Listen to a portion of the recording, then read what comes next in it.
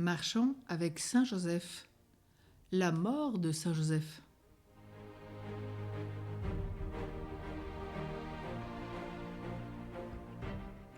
La maison de Nazareth est ouverte.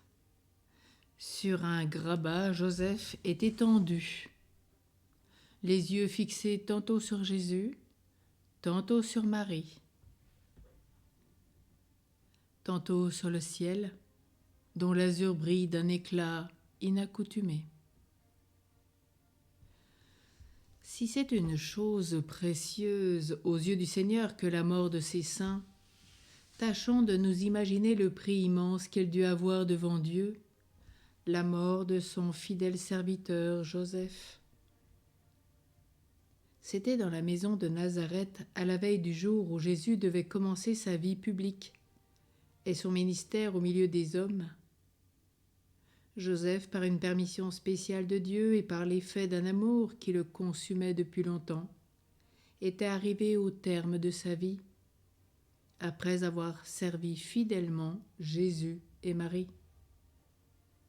Voyons-le dans son humble demeure, étendu, mourant. Les anges l'environnent de toutes parts et se préparent à porter sa belle âme auprès du trône de Dieu le Père, dont il a été si bien le représentant sur la terre. Jésus-Christ, le roi des anges, l'assiste ainsi que Marie, la mère de Dieu et l'épouse de Joseph. Tous deux, Jésus et Marie, sont placés à côté de son lit. C'est dans ce milieu ainsi entouré qu'il fait cette douce et sainte mort. Ah, je comprends mieux en présence de ce doux et touchant spectacle l'opinion même de saint François de Sales, affirmant que saint Joseph est mort d'amour, puisqu'il a rendu son âme à Dieu entre les bras de l'amour représenté par Jésus, le roi des cœurs, et par Marie, la source et la mère du bel amour. D'ailleurs, comment aurait-il pu mourir autrement que par amour ? Il aurait vécu d'amour, il devenait nécessaire qu'il meure d'amour.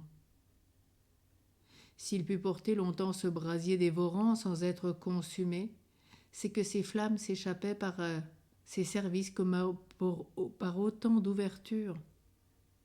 Mais quand ses voies furent fermées à un cœur aussi actif, ce cœur dut se fondre comme de la cire.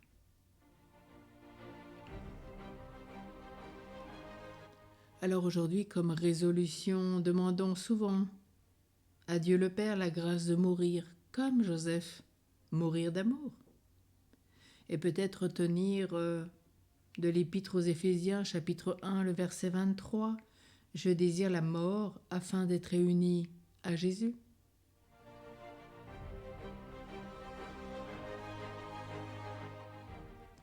L'exemple de ce jour, révélation, est tiré de Maria d'Agreda, cité mystique.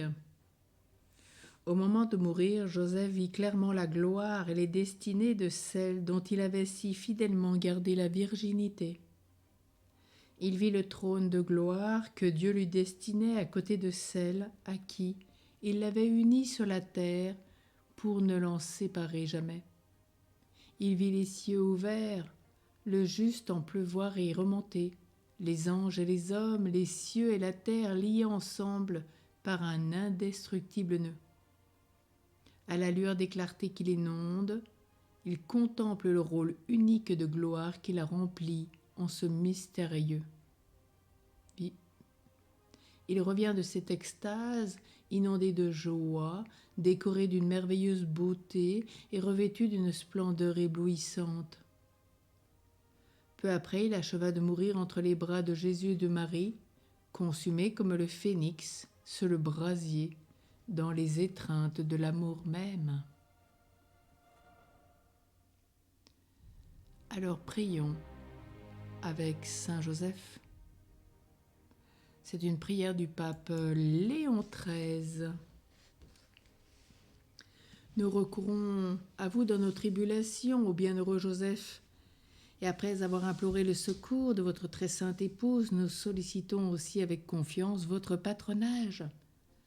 Par l'affection qui vous a unis avec la Vierge Immaculée, Mère de Dieu, par l'amour paternel dont vous avez entouré l'enfant Jésus, nous vous supplions de jeter les yeux avec bonté sur l'héritage que Jésus a acquis au prix de son sang, et de nous assister de votre puissance et de votre secours dans nos besoins.